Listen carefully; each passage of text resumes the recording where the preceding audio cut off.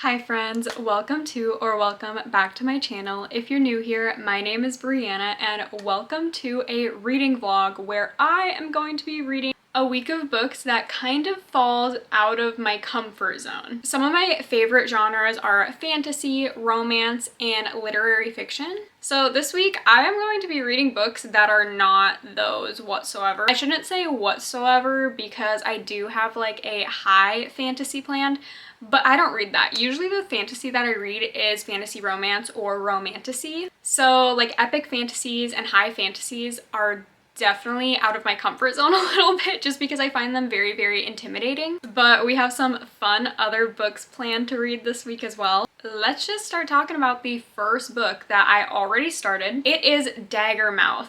And this is a dark dystopian. I have read some other dystopian books before. Some of my favorite dystopians are like Shatter Me, The Hunger Games, Divergent, Conform, The Selection. And I seriously feel like so far Daggermouth has been such a great mix of all of those. I just do not read dystopian very often, especially dark dystopian. Like this is an adult novel, so it's definitely pretty dark. It is pretty gory. So in this world, there are the elites, and there is like the heart of this world, and then you also have the boundaries of the world, and the boundaries are just kind of looked at like scum, like peasants, while the elite like live in the heart. So we are following two different characters. The first character that we're following is Grayson, and he is the president's son, and his job is to basically like kill criminals. Like they do public, what do you want to call it, assassinations to basically scare everyone else who is living in the heart to basically conform to what his dad, the president, is saying, or you're gonna be.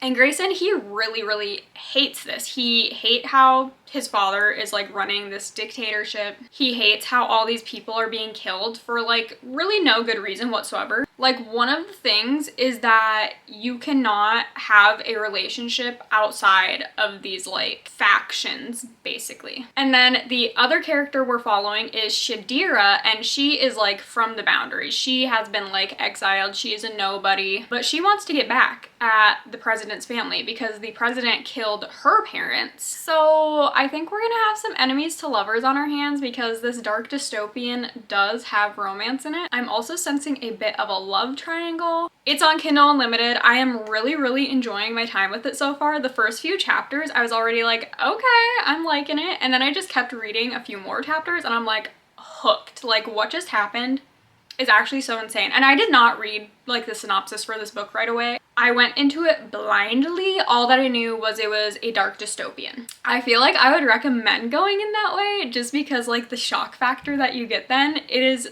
so good. I just feel like the back of books give too much away sometimes. So yeah, I am loving Daggermouth. According to my Kindle, I have just under 6 hours left in it, and honestly, I wish I could just like sit down for 6 hours and finish the whole thing today. That is how much I am loving it, and I'm just like immersed in the story. So we'll see how much I do end up getting read today. This is the first book we are going to start this video with, and it's a little bit tamer just because I have read some other dystopian books before. But like I said, it's definitely darker, it's definitely more graphic than any other dystopian I've read. Also, I feel like all the other dystopians I've read, other than Conform, are all like YA dystopians, so nothing like too heavy, and even Conform was not as heavy as Daggermouth already is. So it's really fun to kind of mix it up, especially lately. Like I've only really been reading literary fiction. Definitely a lot different vibes going on, but I'm here for it, and this is your sign to maybe read outside of your comfort zone a little bit.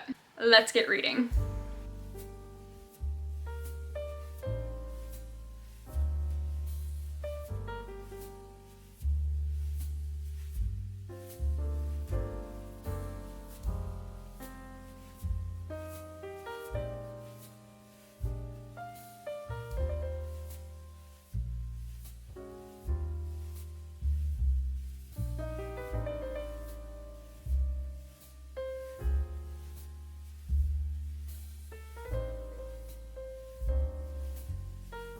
I have just under an hour left of Daggermouth. We are on the final, I want to say like 7 chapters, and now these chapters we are like counting down. because the chapter right before this one, you can see this one is titled 5 a.m. We are like moving through the day now. So the chapter before this one was 3 a.m., etc. I think that's gonna be how this continues and how the rest of this book plays out, and I'm so scared for the ending.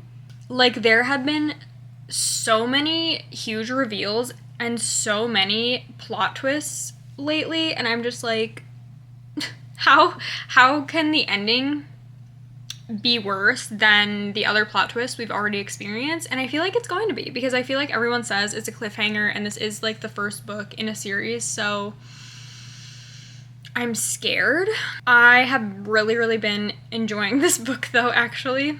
I was a little bit nervous to get into a dark dystopian, and I feel like for good reason, because there are some very terrible things, and then also like morally gray things going on, and just usually stuff that I just like don't really find myself enjoying reading about. But I feel like this book has done it very well, like putting us in this dystopian setting and like, I don't know, really rooting against the bad people, obviously, but like not really caring how the bad people are taken care of, if you know what I mean. But yeah, I'm so scared for the ending, because this whole thing has been kind of like enemies to lovers, forbidden romance, a love triangle of a sort. You guys do not understand the full extent of the enemies to lovers, because I feel like in so many enemies to lovers books these days, it's not like true enemies to lovers, you know, like they don't absolutely despise each other, but like no, they have tried to kill each other multiple times in this book already. So I am really scared for the ending, and honestly, like I don't even know who I'm rooting for. Like I don't know if I'm rooting for Grayson, and I don't know if I'm rooting for Shadira, because you just need to read the book to like be able to understand why my feelings are so conflicted, and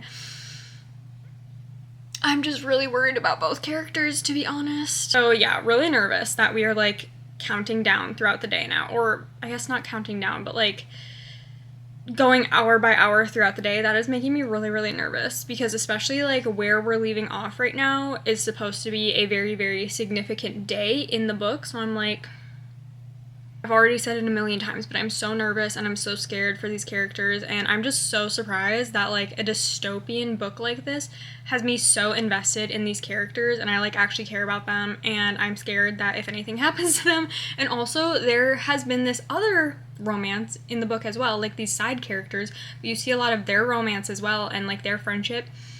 And tell me why I kind of care more about them than I do about the main couple or the main characters. Like, I'm a little bit more worried about them than the actual main characters. So I think that's really interesting how this book has just like grabbed hold of me. I'm so captivated by everything, and I'm just really invested in all these characters and what they're working on right now. Kind of like a rebellion is going on, and I don't really know what else to say, but I think I'm gonna film my reaction to the end, because I think it's gonna be a good one. What can I say?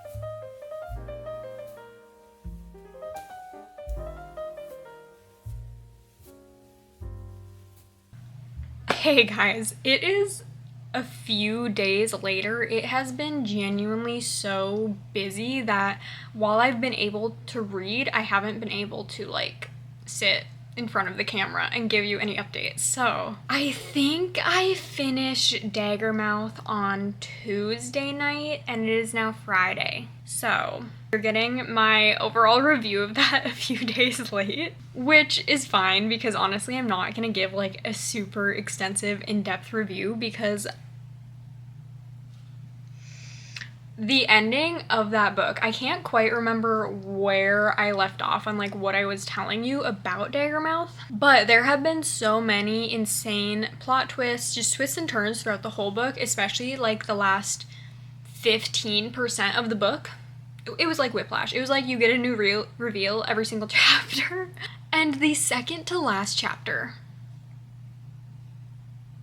I don't even want to talk about that because it was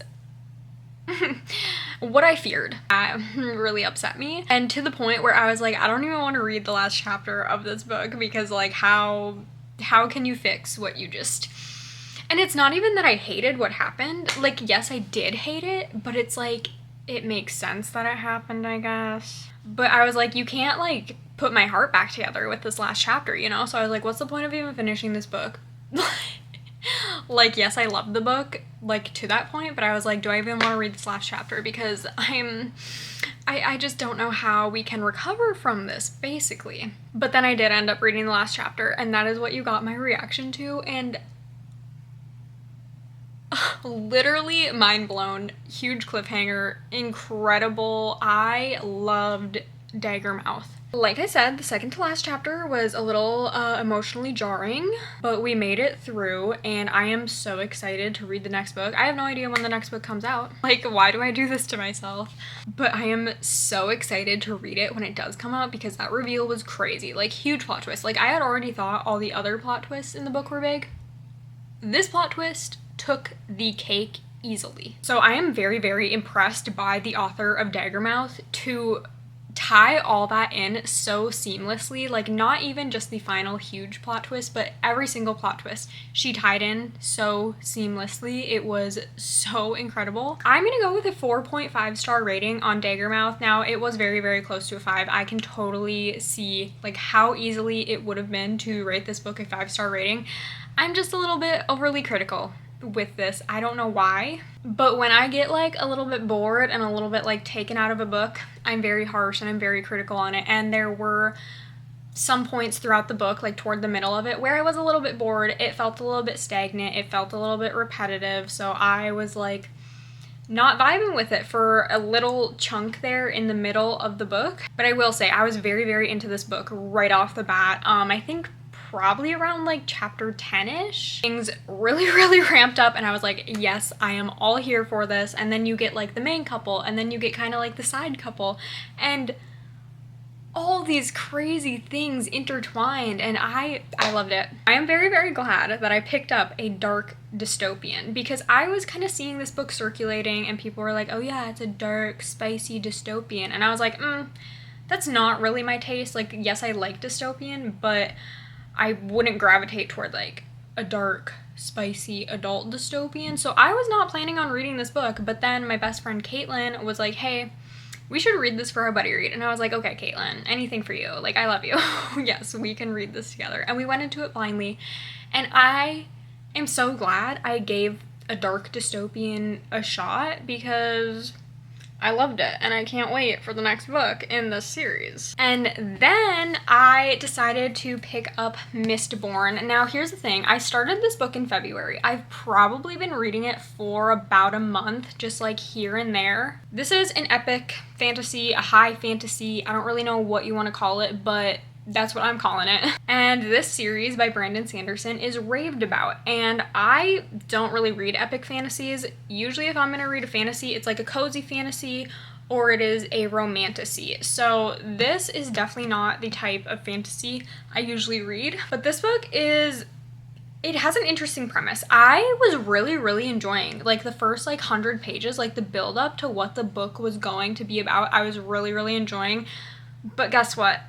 at this point, I just don't really care, and look at how far I am into it. Like, I'm almost done with this book. I have like 100 pages left, and I'm just like, I don't really care for super plot-driven, action-packed books, I guess. I love character-driven books, and we do have, like, I would say like 2 main-ish characters in this, but then there's a lot of side characters as well. But it's like they're doing it all for the plot, you know? They're not like doing anything really for themselves, and I'm just like, I don't care what they're really working for because I'm kind of bored with it. So basically the premise of this book is that this realm is ruled by a very, very terrible person.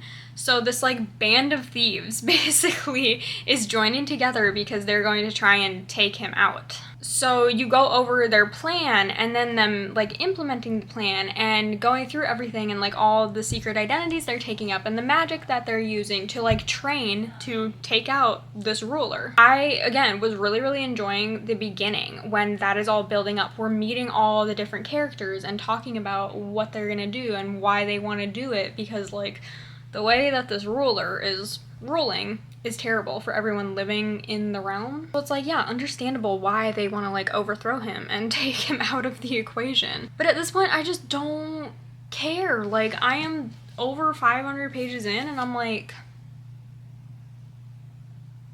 can we get to the point? I don't know. I will also say, like, there are so many characters, and while I can like differentiate the main 2, there's just so many other people that they're working with that I'm like, I don't remember who you are, because you just are thrown in. Like, there's really not a lot of world building, and there's like different magical abilities that people can have, and it's like, I just cannot keep it all straight as I'm reading it, and I've been trying to take it slow. Like I said, I've been reading this for like a month, just over the span of the month, so that I could like take it slow and just take my time with it and ease into it, because it is so out of my comfort zone. And I'm still just like not vibing with it. I just don't think that I am really a high fantasy girly. We'll see how it plays out, because like I do plan on finishing it because I only have that much left. So obviously I'm gonna finish it. Hopefully tonight I finish it and I can give you my final updates, but that's how I'm feeling with Mistoborn so far. And it's not that the writing is bad, it's just genuinely like I'm not really interested in the storyline, and that's okay because everyone likes different things, and I just don't think that this is one that I'm gonna love. But again, we will see. Don't hate me, don't come at me for not raving about this book if you love it. But let's finish it and see if maybe I change my mind a little bit.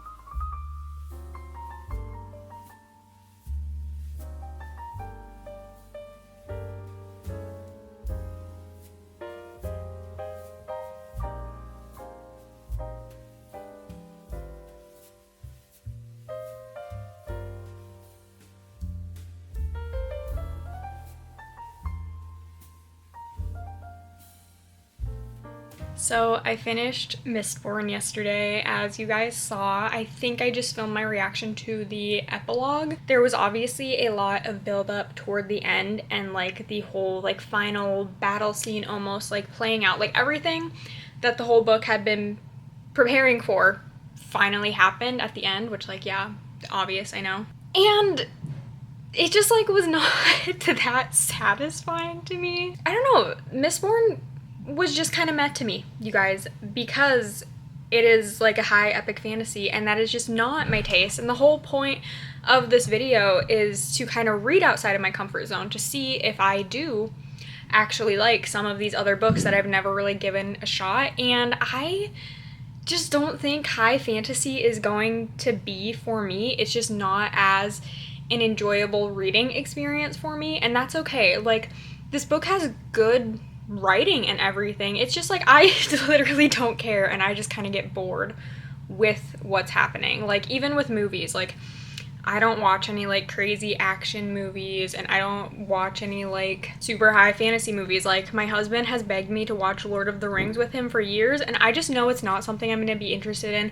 I know I'm not going to be invested in the movie and the characters and what's happening, so it's like I have never really given it a shot. So I gave it a shot with this book, and I think I can confirm that it's just not for me, and that's okay. I can see why people would love this if that's more of like what you're into, but it's just not what I'm into. I'm glad that I'm doing this video so I can kind of see what kind of books I'm into that I usually wouldn't gravitate towards. So I'm not really sure if I'm gonna like continue this series. The epilogue was heartwarming, I guess. Like, I am definitely a little bit interested to see where the characters are gonna go from there after everything that went down and the epilogue, but I still just like don't know if I'm invested enough. I don't know, maybe if you guys have read the Mistoborn trilogy, let me know if you think I would enjoy the rest of it more than I enjoyed Mistoborn. Like, is Mistoborn the best of the series, or is this just like kind of the start to it? I don't know, maybe let me know your opinion on that. I will say, I think my husband would absolutely love this book. Like, this is much more up his alley because he loves like epic fantasies. He just finished the whole Lord of the Ring trilogy. He's going to read The Hobbit now. So I can definitely see how my husband would love this. What do you think I rated Mistoborn? I'm gonna go. You didn't talk to me about it at all. A 4. No. 5? No. 4.5. No. 3. Yeah. You gave it a 3? Wow. It's just not for me. I was just saying I think you'd love it. Okay. Like, this is much more up your alley. It's just like too like epic fantasy for me. Okay. You know? And I'm just like not into that as much. But like you are. Yeah, that's basically Lord of the Rings for me. So yeah, I think that you'd love this, but okay. I just like don't care. This was just meant to me. I'm not a high fantasy girly. What can I say? I am so excited for the next book that I'm gonna read though, and actually my husband also just read this one. Like, he finished it yesterday, and I am going to start it now, and then we are going to watch the movie, if that gives you any sort of hint to what the book is. Project Hail Mary. This has been circulating on the internet for like years, and I've always heard people say it's amazing, and I'm just like, I'm not a sci-fi girly. What can I say? I never ever read sci-fi. I might read some books with like a little sci-fi element to it, but I have never read like a hardcore sci-fi book before, so that has always scared me, and I've always been like, no, I'm not interested in that. What the point of this video is to read books that I don't think I'd normally be interested in to see if I am interested in them. Maybe if I love this sci-fi book, I might read more if I discover that sci-fi is a genre I enjoy reading. My husband loved this book. He says he gives it like a 4.5, but I don't know. The way this man has been yapping about this book, I feel like it's a 5 out of 5 for him, but he's like, no, it's just a 4.5, but like, I think it's a 5 out of 5 for him. But again, like, me and my husband have such different reading tastes, so it's like I'm kind of scared. Like, if he loved it, does that mean I'm not gonna love it? Or I hope we both love it. Honestly, I have no idea what this book is about. My husband said basically the sun is going to explode. Is that what he said? The sun is going to explode, and these like astronauts are trying to stop that from happening. I literally don't know. I didn't say it was going to explode. What'd you say? It's like the sun is like dying, I think is the way. Okay. Don't stars explode when they die? Or is that not a thing? Kinda. You'll just read it and figure it out. I'm not a sciencey girly. And he says this is very, very science heavy. I mean, obviously they're astronauts, but he says it uses like so much scientific vocabulary, so I'm scared, but I think it'll be okay. I'm really, really excited to start it. Like, this is all people have been talking about lately because the movie is out. I'm basically going into this blindly. All I know is that there's an astronaut and he's kind of like lost his memories or something. I can't tell you much, but it's gonna be like 70 degrees today, so I'm hoping to go sit outside and read this for a while. So let's hope this book goes better than the last book.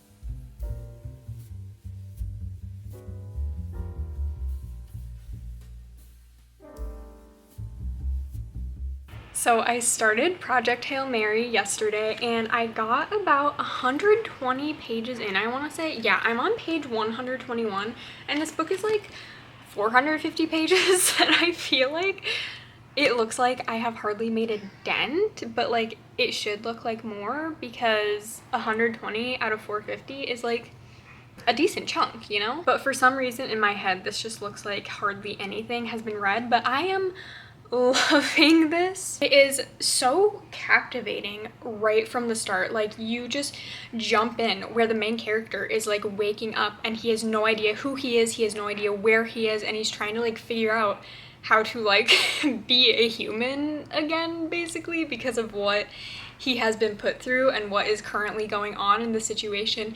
And then like when his memories start coming back little by little and he's piecing together who he is and why he's here and what is going on, it is just so cool. I have absolutely been loving it, seriously, from the very first page, and I just feel like I flew through a lot of it yesterday. To be honest, like I was not feeling very well yesterday, so I definitely did not read as much as I could yesterday. I maybe read for like 2 hours yesterday, which makes sense because I read about 120 pages. And I feel like if I actually would have been feeling better and like reading for the whole day, I could have flown through this. Like this feels like a book to me that you could read in one sitting, because even though it is science fiction and there's a lot of scientific terms being talked about and like equations and stuff being talked about, which I don't really understand. So even though all of that is going on, it is still just like such an easy read, and I don't really know how to explain. Like it's not like a dumb book, like it's not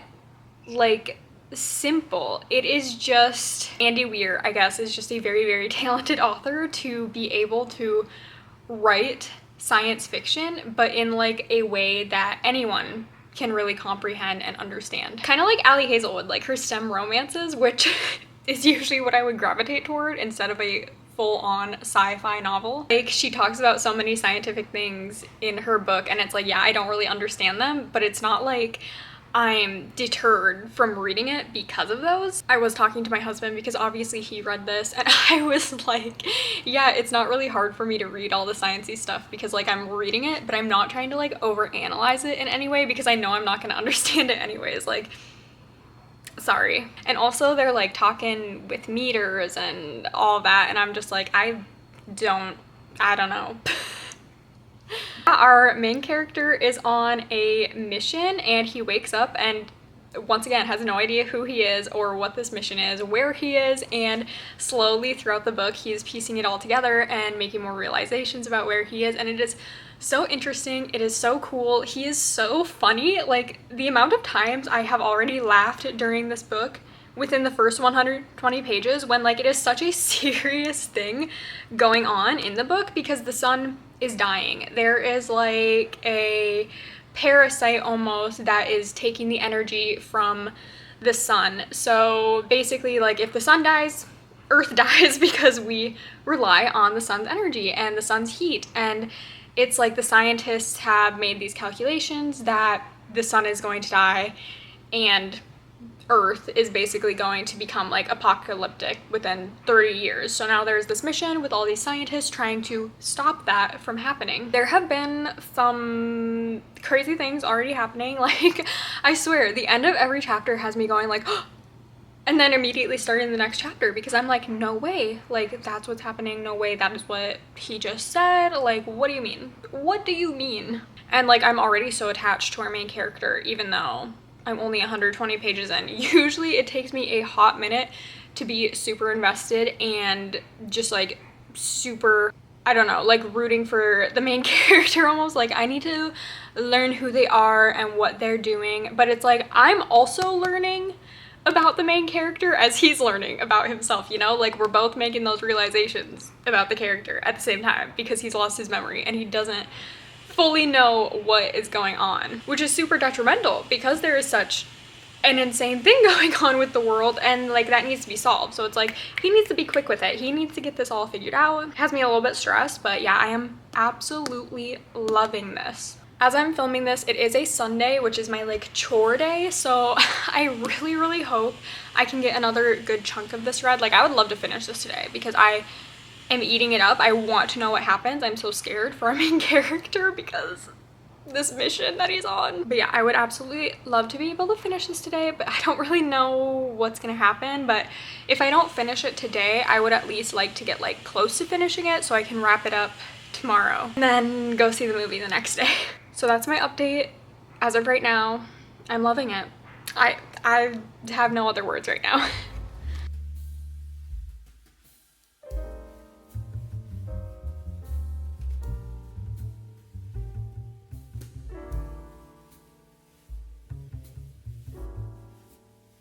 Last chapter, here we come.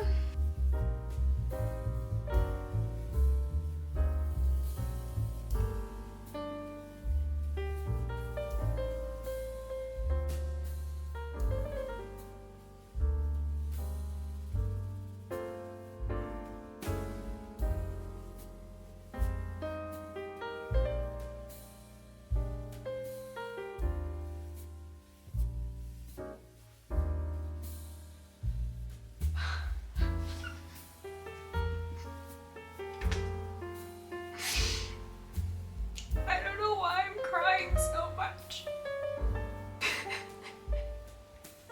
That was amazing.